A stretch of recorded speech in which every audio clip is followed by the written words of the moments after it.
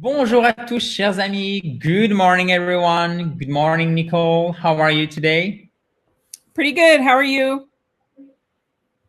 I think we are doing pretty great too. Thanks for asking. So today it is high time for a new dictation, guys, and it's all about what's happening right now.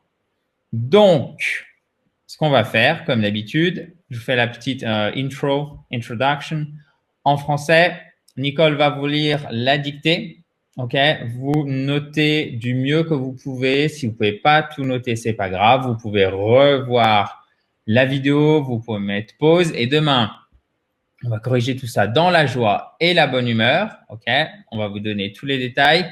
Et on continuera par une leçon de prononciation. On va extraire des mots qu'on aura vus dans la dictée pour apprendre, à bien les prononcer. Donc, Nicole va vous dicter, les punctuation signs, donc les signes de ponctuation.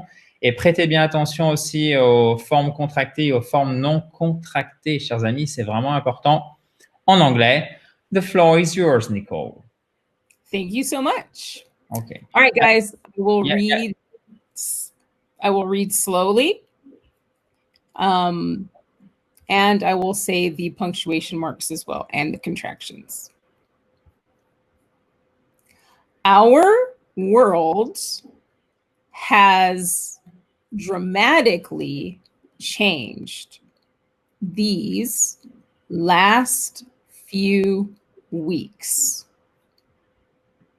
Again, our world has dramatically changed these last few weeks, period. A lot of companies are moving. A lot of companies are moving their businesses online. Their businesses online. But this is not easy. But this is not easy because no one is ready, period. Because no one is ready, period. And some jobs cannot be done online, period. And some jobs cannot be done online, period. Working from home requires a room. Working from home requires a room dedicated to this activity. Dedicated to this activity.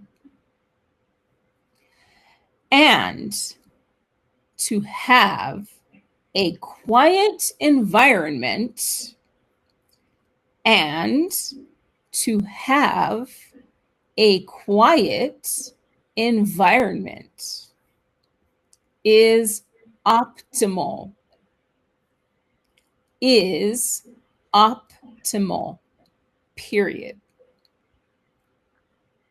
Okay. Therefore, oops, sorry.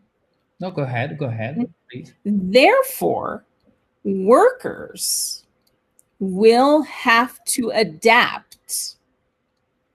Therefore, workers will have to adapt to this new situation. To this new situation, period.